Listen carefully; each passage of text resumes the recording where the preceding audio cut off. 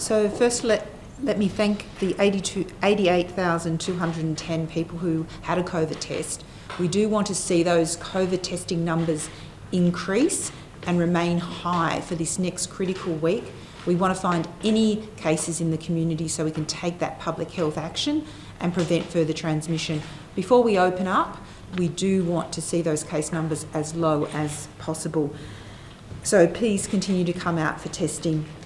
As the Minister has said, we're seeing a decline in case numbers in a number of areas in metropolitan Sydney, and that's pleasing, but we are seeing increasing trends in the regions. But our suburbs of concern remain Greenacre, Bankstown, Bidwell, Guildford, Yagoona, Bonnells Bay, Hurstville, Ingleburn.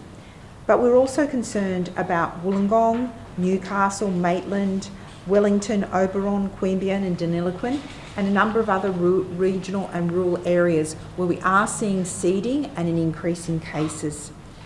Sadly today we've announced the death of 10 people, and can I pass on my condolences to their family. 2 people were in their 50s, 4 people were in their 60s, 2 people were in their 70s and 2 people were in their 80s.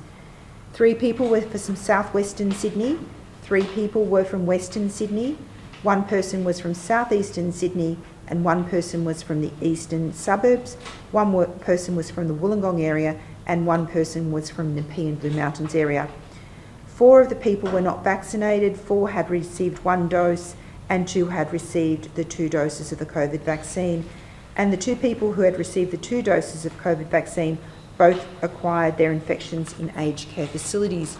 And this highlights the fact that we still need, even if we're doubly vaccinated, the elderly still will remain vulnerable given their age, and it is important that we take those steps to protect elderly.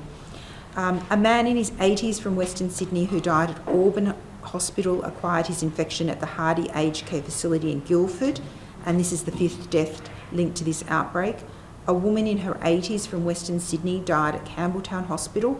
She acquired her infection at the Northcote Aged Care Facility in North Parramatta, and this is the 1st death linked to this outbreak. There was a woman in her 60s from Western Sydney, died at Westmead Hospital, and her infection is associated with the Mount Druitt Hospital dialysis unit, which I have to say is in a separate building from the main hospital. And this is a 2nd death linked to this outbreak. There were 2 people who died at home. A man in his 60s from Wollongong area was not vaccinated and had underlying health conditions, and a woman in her 50s from the eastern suburbs had received 1 dose of the COVID vaccine, and she tested positive to COVID following her death. I'd just like to emphasise a couple of points. It's critical that you do get tested for COVID and you recognise that regardless of whether you've got chest pain, breathing difficulties, our health system is there to care for you. So please do never hesitate in calling for an ambulance and seeking health care. In terms of sewage detections, we've had sewage detections from Tweed, Kingscliff and Tweed Benora Point in northern New South Wales. In terms of Illawarra, that's an area where we have seen quite a significant increase in cases over recent weeks, and we do need to see that increased testing in Wollongong, Shellharbour. We've had 31 cases from Wollongong local government area, 13 cases from Shellharbour and 5 cases from Shoalhaven local government area. Hunter, another area where we're seeing increased cases. So there were 82 new cases to 8 p.m. last night, 25 in Lake Macquarie, 21 in Newcastle, 13 in Maitland, 2 Port Stephens, 1 in Cessnock, 1 in Mid-Coast, 1 in Muswellbrook and 1 in Singleton. Central Coast has also seen 43 new cases, and southern New South Wales there's been 27 new cases. The 15 are in the Queanbeyan Palarong region, 2 are in the Goulburn Mullawy region and 10 are in the snowy Monero. And we've also seen a number of cases in Western New South Wales, 34, which is Wellington, Oberon, Dubbo, Cowra, Narromine, Burke, Goolgong, Mudgee and Bathurst. Northern New South Wales, we've had 6 new cases, 2 in Lismore, 3 in Tweed and 1 case in Kyogle. There's been no new cases in Murrumbidgee Local Health District, and there were 4 cases in Broken Hill. All are household contacts. Mid-North Coast, there's been 2 cases reported to Mid-North Coast Local Health District, and both of the cases are from Port Macquarie Hastings local government area. One is linked to a known case and the source of the infection for the other is under investigation. Southern Highlands, there's also been 2 new cases reported in Wingecarribee Shire. So my key message going ahead is please sustain those high rates of testing. Be particularly vigilant. We are seeing that increase in regional areas. And please go out and get vaccinated. We do know that there is access points through pharmacies. There is access through general practice and there's access through the state-run hubs.